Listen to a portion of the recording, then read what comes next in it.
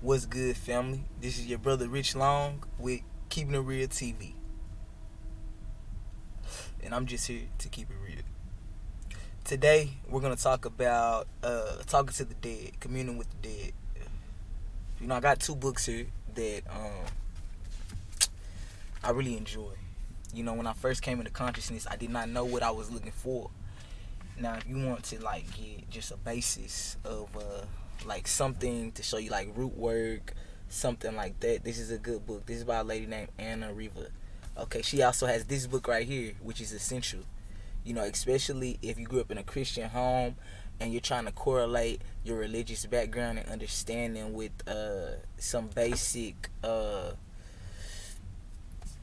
some, I guess you would say, African spirituality, because the Psalms is us. The Psalms is the heart of David. We are David's people. We are Israel. So it is very fitting. The Psalms is full of spells, and then there are all type of sigils. What I'm saying? Good sigils out of the Bible. If you study and you learn these things, you have to study and show yourself approved. But when you ask, you'll receive. With the knowledge, if you are on a search for this, you'll find what you're looking for. Trust me. Sometimes you don't know what you're looking for, but back to our topic at hand, which is communing with the dead, talking to the dead. I do this all day long. A lot of my family is gone and have made the transition, and I've been left behind, and I miss them dearly. I've been talking to them since I was a child, and a lot of freakish things used to happen to me, but I would not tell anybody because most of the time people would not listen to me. I did not have a voice within my community or my family. Well, within my community maybe, but not within my family. I fought to have a voice within my community. I fought for my respect out here. You know what I'm saying? Don't get it twisted. You know what I'm talking about? Not that that's negative or positive. That's just the way it is. That's part of the upbringing and the training for me to become who I am right now and to stand and be this person right here. But yes, I talk with the dead often, all day, really. And I'm just now realizing that I have a mentor. He's like a father to me. His name is Judah. And he's always telling me, well, how does he put it? I can't be so heaven bound that I'll be no earthly good. I guess that's how it goes. Which he's right. I can't always have my head in the clouds. I have to ground. I have to come back to the land of the living sometimes and deal with that. Which I do quite often. But at the same time, those who have gone on, they love me. So I love talking to them. I love just communing with my ancestors. I love when they come to me in my dreams. I love when I can smell them when they walked in my house. I don't smoke cigarettes. Sometimes I smell a cigarette from my grandfather. Sometimes I smell my grandmother's smell. She always have peppermints and milk, and then it'll smell like just a little bit of bleach or something. I don't even know how to describe it, but I know what she smelled like. She'll come in my house. My granny. They always there. They're always watching us. They live a life. They are just behind the veil. The vibratory rate is sped up so we cannot see them, but they're always there. If you watch that movie, His House, how they was in the walls looking, how they were in the walls just staring out, that's how the ancestors are. Not in a perverted, freakish way, but they're always there. They don't have a need for sleep. You know what I'm saying? Even, maybe even when you fucking, you know what I'm saying? Who knows? I'd hope not, but yeah. They're always around. They're just an arm's length away, and they come in and out of here. And I hear my doors and shit twisting all the time, and cabinets closing, and I'm fine with that because I've been in this work so long that I love them, and I don't mind them revealing themselves to me. When I was a child, they revealed themselves to me, but they knew I would be scared, so they would come in different ways. One time, I was sitting on the couch, and static came on my TV. My TV was off.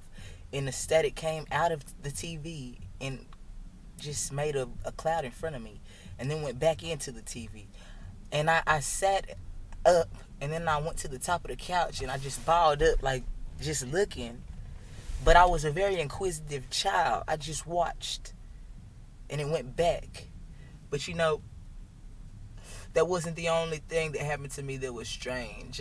One time I was in my house, I was 18 years old, and the milk carton just started going like this on the table.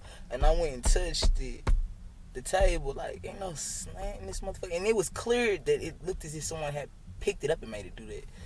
But the human mind would want to conceptualize it and say, what the fuck is that? But yeah, I love it now. Now I'm very into the occult. I'm very into the hidden realm. And I want them to know that I love them. I want them to know that I know that they're trying to make contact. I want them to know that I hear them. I feel them. I'm with them. I'm for them still. And they're welcome to come in and out of my body and experience things. I'm fine with it. All agreeable ancestors. All you demons and devils, be gone. You know what I'm saying? It can sound crazy. You might not even be on this type of shit. But I don't take it as good or bad. It is what it is, and it's real. It's very real. I take it as good for me. But I don't take it as I'm not into spookism. I'm not scared about it. It would scare me to see a monster, I guess. But what I'm saying? My own damn people, I'm not scared of that. I love them. I want to see them again. And I know that they're waiting for me in the land of Amenta. And they've shown me. They've brought me to places with ancestors I've never seen. And they've been having parties and eating, just waiting for us to come. Just waiting for us to come. Waiting for the final revealing. They there. Feed them. Give them water. Learn about the libations. Do the libations. Pour the libations to them. Give them some alcohol, some beer. I put lottery tickets out on my altar. Put a fetish object out. You know what I'm saying? Put something representative of the ancestors. Put something maybe that belonged to them on there. You know what I'm saying? Personalize it. Go into your studies and learn about these things because they want to make contact with us. They're here. The veil is very thin. They're ready to fight the final war. They're already fighting it. You know what I'm saying? Even Mother Nature is. That's what this coronavirus is about. You know what I mean? They're all here to free us. All of these things. The coronavirus is a spirit. You know what I'm saying? I'm not trying to sound crazy. I don't care if it sounds crazy. It's a virus, but it's a living entity. There's people who are doing readings on this virus, and everything that it's been doing, they were saying that it was going to do when it first came out, that it was going to change strains, all this shit, man. It's some deep shit. It's the pestilence that the Bible speaks of. And we've got to watch, we've got to pay attention, we've got to study these things, we've got to track these things, we've got to listen to the language that's being used when they even tell us about it and update us on these things. And we've got to talk to one another about it and what's going on, what's really going on. If somebody got it with it, with anything really, tell each other what we're going through. Don't keep no secrets. That's what this mask is about. They want us to shut up and stop connecting and stop talking and stop vibrating at a high frequency and to shut ourselves in and not be communal. So I've fallen victim to it. But at the same time, we make it hard for ourselves. Because it's so much evil out here. And some people don't even try to purge the evil out of themselves. They come put it on you. You know what I'm saying? They transmute it and put it on you. They're witches. But they don't proclaim it. But they do it. You know what I'm saying? They want bad for you. They hate to see you do good. They hate good in you. You know what I'm saying? But they love to see you argue and do bad, and they'll rear their heads if it come that time. But they're never there when there's good. I'm only now just learning about brotherhood and camaraderie in this lifetime, and I hope to continue to learn about it in a positive way. I'm really getting deep into my own studies of self at this point. But I know when it's time for me to make the transition, I know what's waiting for me. And our family, they're waiting on us. A lot of them, you know what I'm saying, they're dependent on us.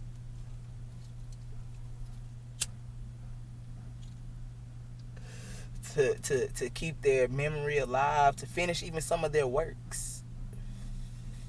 But that's another story for another day, This is your brother Rich Long signing off, and I'm just here to keep it real.